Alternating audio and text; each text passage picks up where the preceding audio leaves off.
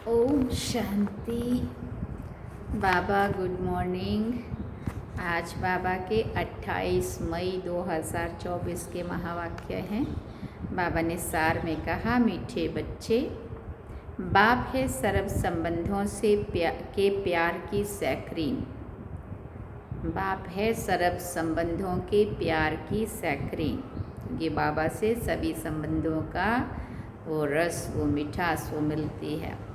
एक मीठे माशूक को याद करो तो बुद्धि सब तरफ से हट जाएगी। बाबा ने प्रश्न पूछा, कर्मातीत बनने का सहज पुरुषार्थ व युक्ति कौन सी है? बाबा ने उत्तर में कहा, भाई भाई की दृष्टि को पक्का करने का पुरुषार्थ करो। बुद्धि से एक बाप के सिवाय और सब कुछ भूल जाए। कोई भी देहधारी संबंध याद ना आए तब कर्मातीत बनेंगे। अपने को आत्मा भाई भाई समझना, यही पुरुषार्थ की मंजिल है। भाई भाई समझने से देह की दृष्टि, विकारी ख्यालात खत्म हो जाएंगे। आत्मा आत्मा, भाई भाई, बिंदु बिंदु। जब देह ही नहीं है तो देह का आकर्षण की भी बात नहीं रहेगी। सब आकर्षण ख्यालात खत्म हो जाएंगे। ओम शांति। डबल ओम शांति। बाबा कह रहे डबल ओम शांति। डबल कैसे है? ये तो तुम बच्चों की बुद्धि में है। ब्रह्मा बाबा, शिव बाबा दोनों कंबाइंड है, इसलिए दोनों की तरफ से ओम शांति। बाप भी बच्चों को ही बैठ समझाते हैं। पहले तो बाप का निश्चय होना चाहिए, क्योंकि ये बाप भी है, टीचर भी है और गुरु भी है। यूँ तो लौकिक रीति से अलग अलग होते हैं। टीचर जवानी में किया जाता है, 60 वर्ष, गुरु 60 वर्ष की आयु के बाद करते हैं। ये तो जब आते हैं तीनों ही इकट्ठी सर्विस करते हैं। बाप बन के पालना भी कर रहे हैं, हम टीचर बन के पढ़ाई भी पढ़ा रहे हैं, सदगुरु बन के सदगति का रास्ता भी दिखा रहे हैं। तो अब बाबा तो तीनों पार्ट बजा रहे हैं। लेकिन बाबा कहते वैसे लौकिक में क्या होता है, जन्मते ही माँ बाप मिलते हैं। हाँ, थोड़े बड़े हुए टीचर के पास पढ़ने जाने लगे तो टीचर के रूप में वो मिले, फिर बुढ़ापे में गुरु करते। लेकिन बाबा के तो यहाँ तो तीनों बाबा ही 3 in 1, तीनों सेवा एक साथ कर रहे हैं और इकट्ठिया भी कर रहे हैं। कहते हैं छोटे बड़े सब पढ़ सकते हैं। बच्चों की ब्रेन अच्छी फ्रेश होती है। ये तो बच्चे समझ गए, छोटे बड़े सब जीव की आत्मा ज़रूर है। आत्मा जीव में प्रवेश करती है। आत्मा और जीव में फ़र्क तो है ना। यहाँ तुम बच्चों को आत्मा और परमात्मा का ज्ञान दिया जाता है। आत्मा तो अविनाशी है, बाकी शरीर यहाँ भ्रष्टाचार से पैदा होता है। वहाँ तो भ्रष्टाचार का नाम नहीं होता है। गाया जाता है संपूर्ण निर्विकारी दुनिया। श्रेष्ठाचारी और भ्रष्टाचारी अक्षर है ना। ये सब बातें बाप ही समझाते हैं। बच्चों को सिर्फ ये पक्का निश्चय हो जाए कि हम आत्माओं का बाप हमको पढ़ाते। बाप आते ही हैं पुरुषोत्तम संगम युग पर। इससे सिद्ध होता है कनिष्ठ से उत्तम पुरुषोत्तम बनाते हैं। ये दुनिया ही कनिष्ठ तमो प्रधान है। और फिर बाबा ने इस दुनिया को क्या कहा? ये रौरव नरक है। हमको वापस जाना है, इसलिए अपने को आत्मा समझो। बाप आए हैं लेने के लिए, हम भाई भाई हैं, ये निश्चय पक्का कर लो। आत्मा आत्मा, भाई भाई हैं, ये निश्चय पक्का कर लो। ये देह तो रहेगी नहीं, फिर विकार की दृष्टि खलास हो जाएगी। ये है बड़ी मंजिल। इस मंजिल पर बहुत थोड़े पहुंच सकते हैं। मेहनत है। पिछाड़ी में कोई भी चीज़ याद ना आए, इसको कहा जाता है कर्मातीत अवस्था। ये देह भी विनाशी है, इससे भी ममत्व निकल जाए। पुराने संबंध में ममत्व नहीं रखना है। अब तो नए संबंध में जाना है। पुराना आसुरी संबंध स्त्री पुरुष का कितना छी है। बाबा कहते हैं अपने को आत्मा समझो। अब वापिस जाना है। आत्मा आत्मा समझते रहेंगे तो फिर शरीर का भान नहीं रहेगा। स्त्री पुरुष की कशिश निकल जाएगी। लिखा हुआ है अंतकाल जो स्त्री सिमरे, ऐसा चिंतन में जो मरे, तो अंतमति सोगति कहते हैं ना। इसलिए कहते हैं अंतकाल गंगा जल मुख में हो, श्री कृष्ण की याद हो। भाई एक हमारे अभी शरीर छोड़ा, उन्होंने 15-20 दिन हुआ। तो जैसे हॉस्पिटल में थे, वो सीरियस थे, तो हम लोग सब दौड़ते दौड़ते सब गए, क्योंकि वो हम लोगों को सबको बहुत याद करते थे। तो उनको ऑक्सीजन लगी हुई थी और हम सब जैसे पहुँचे फटाफट वहाँ पे, उनके युगल, बच्चे, बहू, मैं, उनकी बेटी, सब हम लोग थे। तो मुझे ऐसा होता था कि उनको बाबा दिखाऊं, क्योंकि वो बाबा बाबा बहुत करते थे। उनके परिवार में सारे कृष्ण को मानने वाले, और वो कृष्ण को भी मानते थे, लेकिन बाबा को भी बहुत मानते थे। बाबा को बहुत मानते थे, मतलब डीपी में भी बाबा, और बाबा बाबा करते थे, माना बाबा पे निश्चय था उनको। कुछ भी होता था, बाबा को बोलो, दीदी बाबा को बोलो, तो बाबा उनके काम करते भी थे फटाफट, है ना। तो जैसे अंत आया, तब इधर बाबा था, उधर श्री कृष्ण को मानने वाले थे वो लोग। तो वो उसकी युगल मोबाइल में श्री कृष्णम शरणम मम, श्री कृष्णम शरणम मम, श्री कृष्णम शरणम मम मुँह से भी बोल रही थी, और उसमें भी लगा दिया, मोबाइल में भी वही लगा दिया। मुझे लगा कि ये तो बाबा बाबा भी करते थे, तो इनको बाबा भी दिखाना चाहिए, है ना। तो मैंने बाबा का बाहें पसारा हुआ जो फ़ोटो है ना, ऐसे ऐसे करके, है ना, बाबा का बाहें पसारा हुआ फ़ोटो, तो वो फ़ोटो निकाला और वो उनके आगे ऐसे दिखाया, प्रवीण भाई देखो बाबा, देखो बाबा, है ना, बाबा बाबा ऐसे, मतलब। तो उसको नहीं पसंद आ रहा था, उसको लग रहा था कि श्री कृष्णम शरणम मम करना चाहिए, बाबा थोड़ी बोलना चाहिए। लेकिन वो आत्मा बाबा को मानती थी, इसलिए उसने देखा, बाबा भी देखा।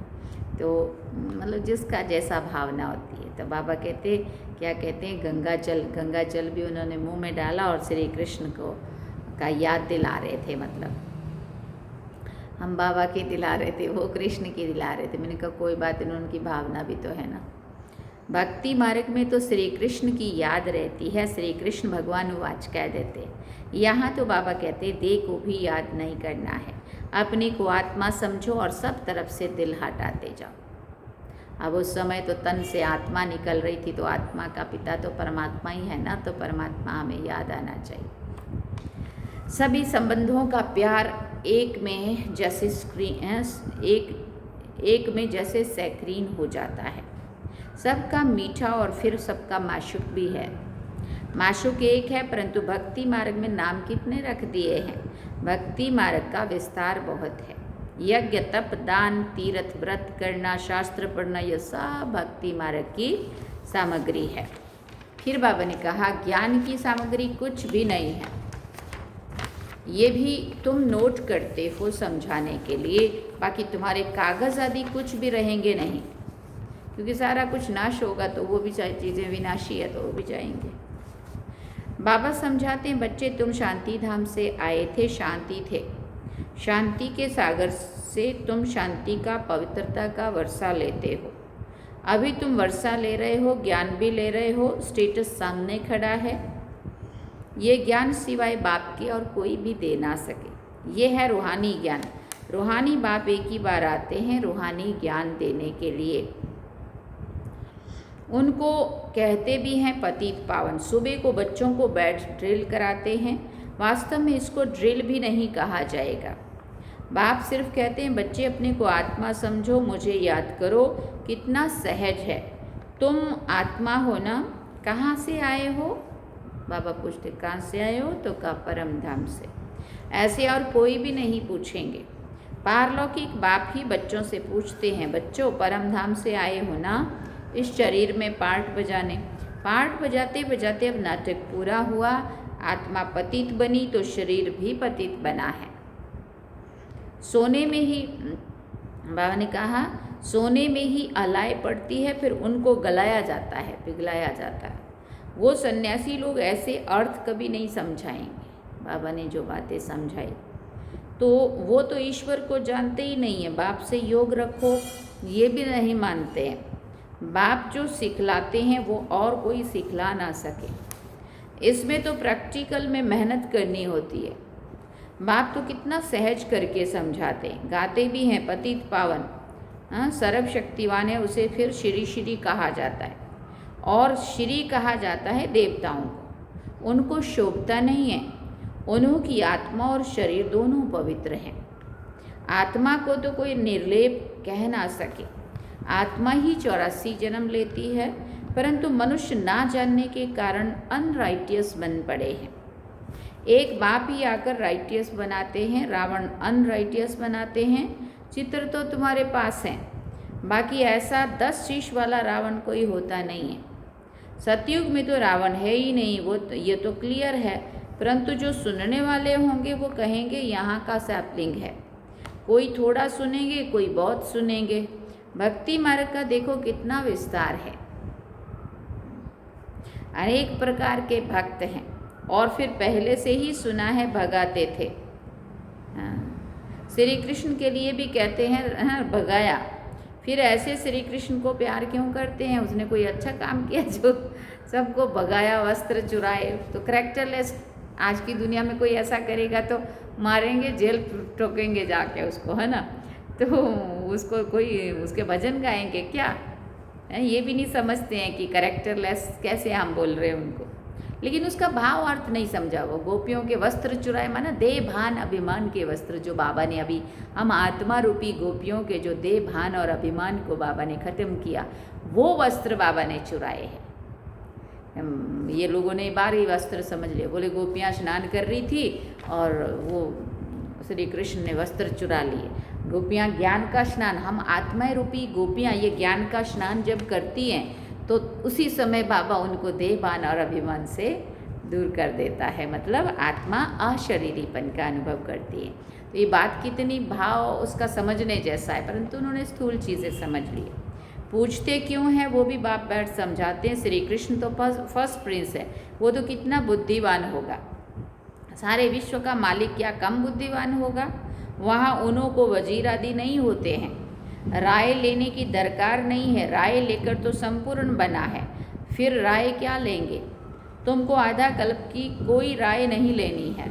स्वर्ग और नरक का नाम भी सुना है, ये तो स्वर्ग हो ना सके। पत्थर बुद्धि हैं जो समझते हैं यहाँ हमको धन है, महल आदि सब हैं, यही स्वर्ग है। परंतु तुम जानते हो स्वर्ग तो है नई दुनिया। स्वर्ग में तो सब सदगति में होते हैं। स्वर्ग नरक इकट्ठा थोड़ी बनेगा, इकट्ठा थोड़ी होगा। स्वर्ग किसको कहा जाता है, उसकी आयु कितनी है, ये सब बाप ने तुम्हें समझाया है। दुनिया तो एक ही है, नई को सतयुग, पुरानी को कलयुग कहा जाता है। अब भक्ति मार्ग खलास होना है, भक्ति के बाद चाहिए ज्ञान। सभी जीव आत्माएं पाठ बजाते बजाते पतित बनी हैं। ये भी बाप ने समझाया है। तुम सुख जास्ती पाते हो, 3/4 है सुख, बाकी 1/4 है दुख। इसमें भी जब तमो प्रधान हो जाते हैं तब दुख जास्ती होता है। आधा आधा हो तो मजा ही कैसे हो? मज़ा तब है जबकि स्वर्ग में दुख का नाम निशान नहीं रहता है। तब तो स्वर्ग को सब याद करते हैं। नई दुनिया और पुरानी दुनिया का ये बेहद का खेल है जिसको कोई जान नहीं सकते हैं। बाप भारतवासियों को ही समझाते हैं, बाकी जो सब हैं वो आधा कल्प में ही आते हैं। आधा कल्प में हो सिर्फ तुम सूर्यवंशी चंद्रवंशी। 2500 सालों तक बाबा ने कहा तुम आधा कल्प तुम राज करते हो।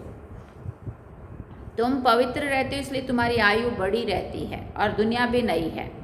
वहाँ एवरीथिंग न्यू है, अनाज पानी धरनी आदि सब नया। सुना? आगे चलकर तुम बच्चों को सब साक्षात्कार कराते रहेंगे कि ऐसे ऐसे होगा। शुरू में भी हुआ था, फिर पिछाड़ी में भी होने चाहिए। नज़दीक आएंगे तो खुशी होती रहेगी। मनुष्य बाहर देश से अपने देश में आते तो खुशी होती है ना। कोई बाहर से कहाँ मरते हैं तो उनको एरोप्लेन से भी अपने देश में ले आते हैं। सबसे फर्स्ट क्लास पवित्र से पवित्र धरनी भारत है।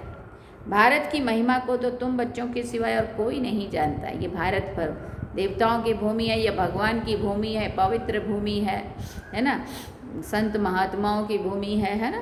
तो बाबा कहते जितना इसमें तीर्थ है, इसमें संत महात्माएँ, इसमें देवात्माएँ होके गई हैं, इसी में परमात्मा आए हुए। तो ये भूमि से पवित्र और खंड कोई होता नहीं, इसलिए इसका विनाश नहीं होता है। वंडर ऑफ द वर्ल्ड है ना, उसका नाम है स्वर्ग। वो जो वंडर्स दिखाती वो सब है नरक के वंडर। कहाँ नरक के वंडर्स, कहाँ स्वर्ग के। रात दिन का फर्क है ना। नरक के वंडर्स भी बहुत मनुष्य देखने जाते हैं। कितने ढेर मंदिर हैं वहाँ, तो मंदिर होते ही नहीं, नेचुरल ब्यूटी होती है। मनुष्य बहुत थोड़े होते हैं, सुगंध आदि की भी दरकार नहीं रहती है। फूलों की ही इतनी, जड़ी बूटियों की इतनी अच्छी सुगंध होती है जो उसका अगरबत्ती बनाना जलाना ही नहीं पड़ता। हर एक को अपना अपना फर्स्ट क्लास बगीचा रहता है, फर्स्ट क्लास फूल होते हैं, वहाँ की तो हवा भी फर्स्ट क्लास होगी। सुना, ऐसी गर्मी से मरने वाली गर्म हवा भी नहीं होगी, क्योंकि मौसम बहुत अच्छा होगा। गर्मी आदि भी कभी तंग नहीं करेगी, सदैव बहारी मौसम होगा। पहुँच गए वहीं का अनुभव हो रहा है, और वैसे यहाँ पसीने आ रहे थे। अगरबत्ती की भी दरकार नहीं है। स्वर्ग का नाम सुनते ही मुख में पानी आता है। तुम कहेंगे ऐसे स्वर्ग में तो झट पहुँचने चाहिए, क्योंकि तुम स्वर्ग को जानते हो, परंतु फिर दिल कहती है अभी तो हम बेहद के बाप के साथ हैं, बाप पढ़ाते हैं, ऐसा चांस फिर थोड़ी मिलेगा। भले वहाँ संपूर्ण सुख होगा, परंतु बाबा तो नहीं मिलेगा ना। यहाँ मनुष्य मनुष्यों को पढ़ाते, वहाँ देवताएं देवताओं को पढ़ाएंगे। यहाँ तो बाप पढ़ाते, रात दिन का फर्क है ना। कितनी खुशी होनी चाहिए। 84 जन्म भी तुमने लिए हैं। तुम ही वर्ल्ड की हिस्ट्री ज्योग्राफी को जानते हो कि हमने तो अनेक बार ये राज्य लिया, फिर रावण राज्य में आए। अब बाप कहते तुम एक जन्म पवित्र बनो तो 21 जन्म तुम पावन बन जाएंगे। क्यों नहीं बनेंगे? परंतु माया ऐसी है, भाई बहन की भी दाल नहीं गलती, कच्चे रह जाते हैं। दाल गले तब जब अपने को आत्मा आत्मा भाई भाई समझो। देह भान से ऊपर उठो, देह का भान निकल जाए। ये है मेहनत, बहुत सहज है। कोई को कहेंगे बहुत डिफ़िकल्ट है तो उनकी दिल हट जाएगी, इसलिए इसका नाम ही है सहज याद। ज्ञान भी सहज है। 84 के चक्र को जानना है, पहले पहले बाप का परिचय देना है। बाप की याद से ही आत्मा की जंग उड़ जाएगी और पवित्र दुनिया का वर्षा पाएंगे। पहले बाप को याद करो। भारत का प्राचीन योग ही कहते हैं, जिससे भारत को विश्व की बादशाही मिलती है। प्राचीन कितने वर्ष हुए तो लाखों वर्ष कह देते हैं। तुम जानते हो 5000 वर्ष की बात है। सभी युगों का चक्र 5000 वर्ष में पूरा हो जाता है, और उधर लाखों वर्ष कह देते हैं। वही राजयोग फिर से बाप सिखला रहे हैं। इसमें मूंझने की दरकार नहीं है। पूछा जाता है तुम आत्माओं का निवास स्थान कहाँ है, तो कहेंगे हमारा निवास स्थान ब्रिकुटी है। तो आत्मा को ही देखना पड़े। ये ज्ञान तुमको अभी मिलता है, फिर वहाँ ज्ञान की दरकार नहीं रहेगी। मुक्ति जीवन मुक्ति को पा लिया, खलास। मुक्ति वाले भी अपने समय पर जीवन मुक्ति में आकर सुख पाएंगे। सब जीवन मुक्ति में आते हैं बाया मुक्ति। यहाँ से जाएंगे शांति धाम, और कोई दुनिया है ही नहीं। ड्रामानुसार सबको वापस जाना ही है। विनाश की तैयारियां हो रही है। इतना खर्चा करके बॉम्ब्स बनाते हैं, सो रखने के लिए थोड़ी बनाते हैं। बारूद है ही विनाश के लिए। सतयुग त्रेता में ये चीज़ें होती नहीं हैं। अब 84 जन्म पूरे हुए, हम ये शरीर छोड़कर घर जाएंगे। दीपमाला पर सब नए नए अच्छे अच्छे कपड़े पहनते हैं ना। फिर बाबा ने कहा तुम आत्मा भी नई बनती हो। ये है बेहद की बात। आत्मा पवित्र बनने से शरीर भी फर्स्ट क्लास मिलता है, निरोगी। इस समय आर्टिफिशियल फैशन करते, पाउडर आदि लगाकर खूबसूरत बनते हैं, बाबा कह रहे हैं। वहाँ तो नेचुरल ब्यूटी होती है। आत्मा एवर ब्यूटीफुल बन जाती है। ये तो तुम समझते हो। स्कूल में सब एक जैसे नहीं होते, तुम भी पुरुषार्थ करते हो हम ऐसा लक्ष्मी नारायण बने। ये है तुम्हारा ईश्वरीय कुल। फिर होता है सूर्यवंशी चंद्रवंशी घराना। तुम ब्राह्मणों में राजाई नहीं है। तुम अभी संगम पर हो। कलयुग में अब राजाई है नहीं। भले कोई राजाई रह भी जाती, नील तो कभी नहीं होती। अब तुम ये बनने के लिए पुरुषार्थ कर रहे हो। ये बनने के लिए बना, लक्ष्मी नारायण बनने के। देखेंगे हम आत्माएं भाई भाई हैं, और वो है बाप। बाबा कहते हैं एक दो को भाई भाई देखो। तीसरा, ज्ञान का नेत्र तो सबको मिला है ना। तुम आत्मा कहाँ निवास करती हो? आत्मा भाई पूछता है आत्मा कहाँ रहती है, तो कहते हैं यहाँ माना ब्रिकुटी के बीच में। बाबा ने कहा ये तो कॉमन बात है। ये एक बाप के सिवाय और कुछ भी याद ना आए। और फिर बाबा ने कहा पिछाड़ी में तो शरीर भी ऐसे बाप की याद में छूटे। ये प्रैक्टिस पक्की करनी है। अच्छा, मीठे मीठे सिकिलदे बच्चों प्रति माता पिता बाप दादा का याद प्यार और गुड मॉर्निंग। रूहानी बाप की रूहानी बच्चों को नमस्ते।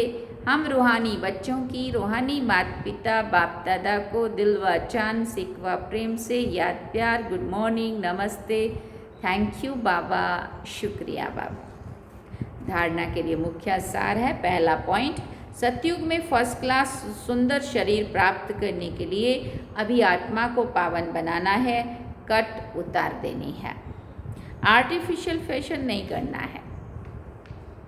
दूसरी बात, एवर पवित्र बनने के लिए प्रैक्टिस करनी है कि एक बाप के सिवाय कुछ भी याद ना आए, ये देह भी भूली हुई हो, भाई भाई की दृष्टि नेचुरल पक्की हो। वरदान में बाबा ने कहा, शुभ भावना शुभ कामना के सहयोग से आत्माओं को परिवर्तन करने वाले सफलता संपन्न भव। शुभ भावना शुभ कामना के सहयोग से आत्माओं को परिवर्तन करने वाले सफलता संपन्न भव। जब किसी भी कार्य में सर्व ब्राह्मण बच्चे संगठित रूप में अपने मन की शुभ भावना और शुभ कामनाओं का सहयोग देते हैं तो इस सहयोग से वायुमंडल का किला बन जाता है जो आत्माओं को परिवर्तन कर लेता है। जैसे 5 उंगलियों के सहयोग से कितना भी बड़ा कार्य सहज हो जाता है, ऐसे हर एक ब्राह्मण बच्चे का सहयोग सेवाओं में सफलता संपन्न बना देता है। सहयोग की रिजल्ट सफलता है। स्लोगन में बाबा ने कहा, कदम कदम में पद्मों की कमाई जमा करने वाला ही सबसे बड़ा धनवान है। पल पल जो एक एक सेकंड जो अपना सफल कर रहा है ना, कदम कदम पे जो भी कार्य करने के लिए हम कदम उठा रहे हैं, उन सब में कदम कदम में पद्मों की कमाई जमा करने वाला ही सबसे बड़ा धनवान है। जब हम अपने कर्मों में कदमों में एक एक श्वास में अटेंशन देते हैं कि मैं जो भी कर्म कर रहा हूँ तो क्या वो सही हो रहा है, क्या श्रीमत के आधार पे है। अगर वो श्रीमत के आधार पे है तो कमाई हो रही है, श्रीमत के विरुद्ध है तो वो लॉस हो रहा है। अच्छा, ओम शांति। सार में बाबा ने कहा, मीठे बच्चे, बाप है सर्व संबंधों के प्यार की सैकरीन। एक मीठे माशूक को याद करो तो बुद्धि सब तरफ से हट जाएगी। शाह ओम शांति। अब हम चलते हैं बाबा की याद में। चल